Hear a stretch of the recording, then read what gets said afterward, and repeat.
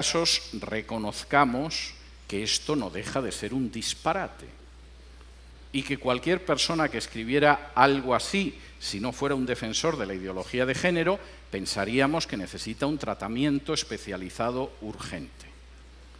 La ideología de género no solo va en esa dirección, tiene una serie de principios de la sociedad contrasexual. De nuevo, permítanme que les lea textualmente. La sociedad contrasexual demanda que se borren las denominaciones masculina y femenina correspondientes a las categorías biológicas del carné de identidad.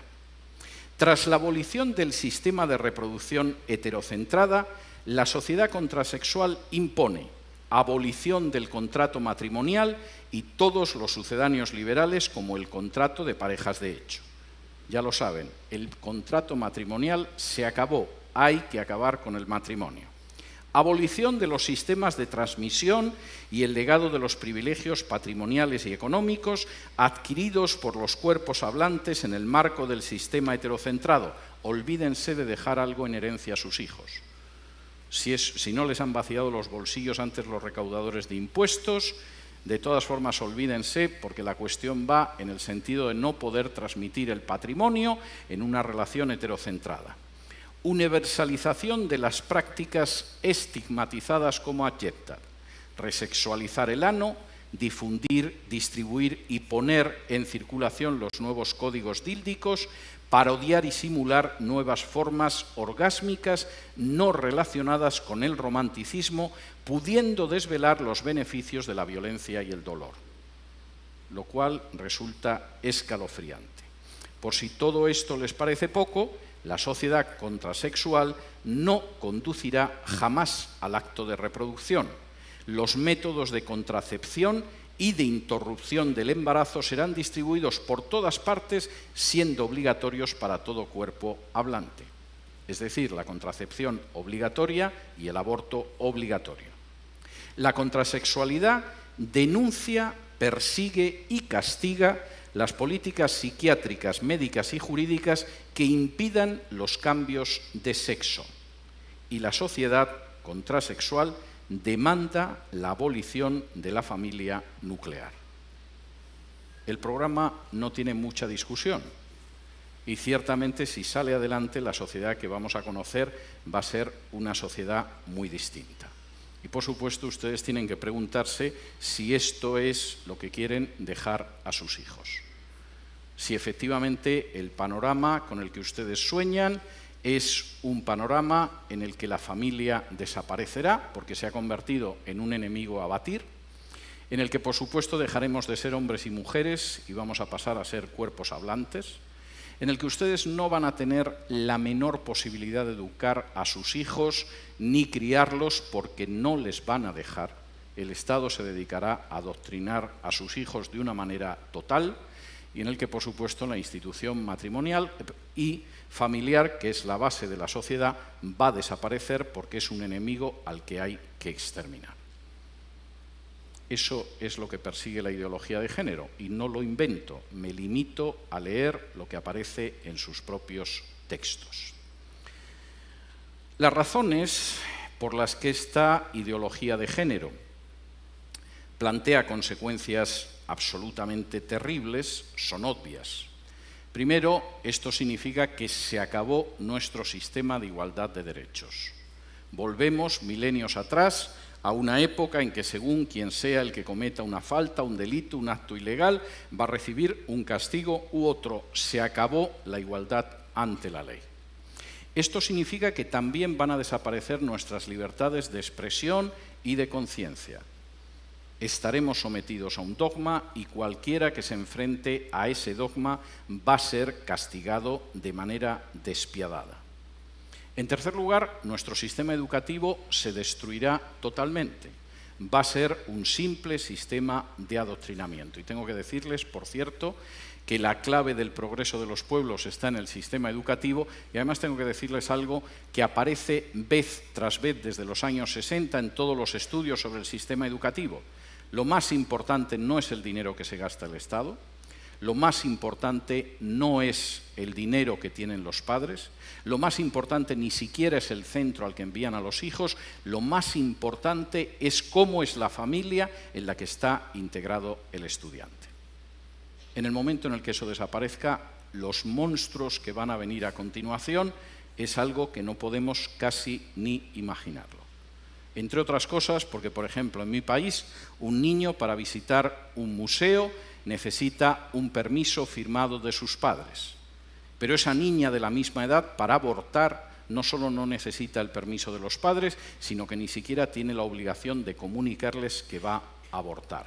Nuestro sistema educativo, el suyo, quebrará. Y en cuarto lugar, a eso se sumará la erosión de la familia, donde, por cierto, se socializa a los seres humanos, le guste o no le guste a la ideología de género, y donde se decide en buena medida el destino de una criatura en cuestiones como la delincuencia, como su encaje dentro de la sociedad o su progreso. Es algo que se decide en la familia, dejará de decidirse. Y, por cierto, dos de los países cuyo sistema político no me entusiasma, pero tengo que reconocer que se están oponiendo ferozmente a la ideología de género, son precisamente Rusia y China. Y lo son porque saben que si la familia desaparece, sus respectivas naciones se desplomarán. En una entrevista que pueden ustedes encontrar en YouTube, en la que el director de cine norteamericano Oliver Stone entrevista a Vladimir Putin, en uno de los fragmentos de una entrevista de 4 horas editada, le pregunta por la homosexualidad y le pregunta por cómo es posible que en Rusia no se pueda difundir la ideología de género en las escuelas y no se pueda hacer proselitismo homosexual. Y la respuesta que le da Putin es absolutamente ejemplar. En Rusia no se persigue, no se encarcela, no se discrimina a ningún adulto por ser homosexual. Hay actores, hay artistas, hay deportistas que son homosexuales y nadie los persigue ni los discrimina.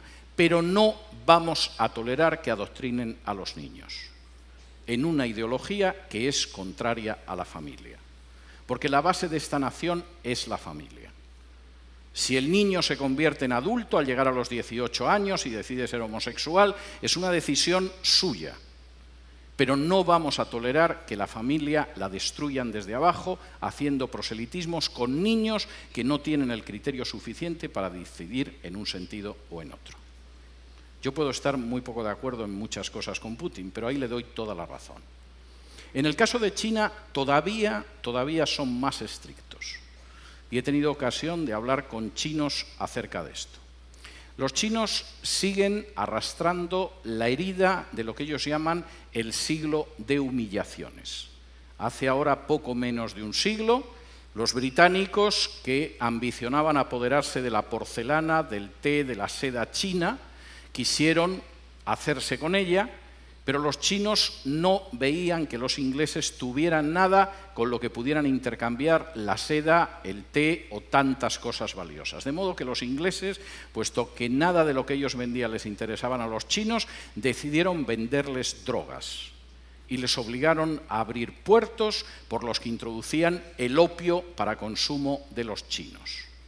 Los chinos se opusieron, la Marina británica era más poderosa, y después de perder 2 guerras no tuvieron más remedio que aceptar puertos extranjeros que introducían el veneno de la droga en China y que sumieron durante prácticamente un siglo a China en el mayor sometimiento y la mayor explotación a potencias extranjeras que había vivido en una historia milenaria.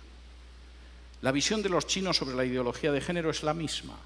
Esto es peor que el opio que trajeron los ingleses. Y si dejamos que entre en nuestra sociedad y que destruya la familia, el efecto va a ser peor que el opio británico. No lo vamos a tolerar. No porque seamos cristianos, el régimen es un régimen ateo, sino porque creemos en la familia y sabemos que la nación se basa sobre la familia. Me da mucho pesar que naciones que no son cristianas, sin embargo, a la hora de defender a la familia, parece que tienen una idea más clara que otras naciones que supuestamente lo son. En quinto lugar, y esto es tremendo, la ideología de género es una bomba de relojería demográfica. No hay nación ni cultura que pueda sobrevivir con un crecimiento demográfico inferior al 2,5. Están ustedes ya por debajo del 2,5 en la República Dominicana. Hasta el 2,3, que es su tasa de crecimiento en estos momentos, tienen posibilidad de reacción. Todavía es reversible, quizá en una generación, un proceso de desplome demográfico. A partir del 2% no hay esperanza. Cualquier cultura, cualquier nación está condenada sí o sí. La ideología de género va a conseguir que Europa, la Europa que yo he conocido, desaparezca en una generación, quizá en menos. En España la tasa de crecimiento demográfica es del 1,1. Es normal, hemos matado más de 1 millón de criaturas en el vientre de sus madres, siguiendo la supuesta salud sexual y reproductiva. La tasa de crecimiento de los musulmanes en España es del 8,1. Como ven, el futuro que le espera a la cultura española y a la nación española no es ideal. Reduzcan ustedes su tasa de crecimiento. Bajen del 2,3 en el que están ahora a un punto de crecimiento demográfico donde se condenen a sí mismos como país y como cultura. Y después solo falta que puedan entrar en masa inmigrantes de otro país sin ningún tipo de control y la República Dominicana que ustedes conocen habrá desaparecido antes de un cuarto de siglo. Denle las gracias a la ideología de género en ese sentido. Finalmente, y esto me parece muy importante, la ideología de género es un ataque directo contra la soberanía nacional. Finalmente, no es algo que deciden los políticos de este país. Los políticos de este país, en muchos casos, ignoran qué es la ideología de género, como los políticos de otro país. En otras ocasiones solo piensan en su propia promoción personal. Un político sin apenas importancia puede acabar siendo ministra de la Mujer, o ministro o secretario general de políticas de igualdad o cosas de este tipo. Les han asegurado la vida para los próximos 30 o 40 años engañando a la población. El problema es que eso significa el final de su soberanía y de su independencia nacional. La ideología de género se está imponiendo en países donde para poder recibir ayuda de instituciones internacionales, préstamos, renovación de créditos, se exige y se presiona a esos países para que admitan en su derecho interno la ideología de género. Y he tenido la posibilidad de hablar con dirigentes de países de Hispanoamérica y no de Hispanoamérica que tenían que confesar las angustiosas presiones que habían recibido de organizaciones ligadas a Naciones Unidas o al Departamento de Estado de Estados Unidos para admitir la ideología de género en su seno o enfrentarse con una situación difícil desde una perspectiva económica.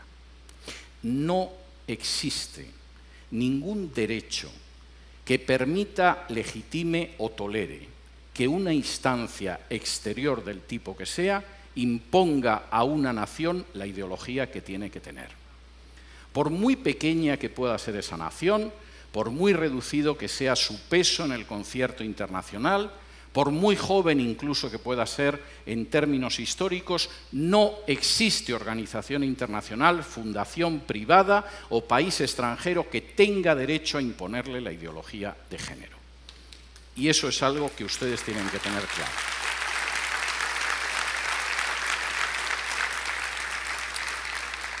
Y si me lo permiten, antes de pasar al terreno de las preguntas, quisiera realizar un paralelo a una situación esencial en la historia de Israel. Cuando de pronto, después de recibir las normas que podían permitir que Israel viviera como una nación ejemplar, como una luz para las naciones, como una verdaderamente nación próspera, las palabras que aparecen en la Escritura es: delante de vosotros he colocado el camino de la vida y de la muerte.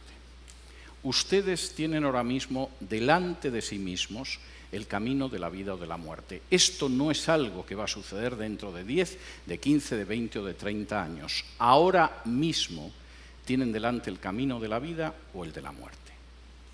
Tienen delante un camino de vida en el cual puedan construir esta nación sobre la base de familias equilibradas, armoniosas y fuertes, donde puedan educar a sus hijos en la verdad y en el temor de Dios, donde puedan hacer que salgan buenos ciudadanos de sus familias, donde puedan conservar la independencia y la soberanía nacional y donde conserven la libertad y el derecho a decidir la educación.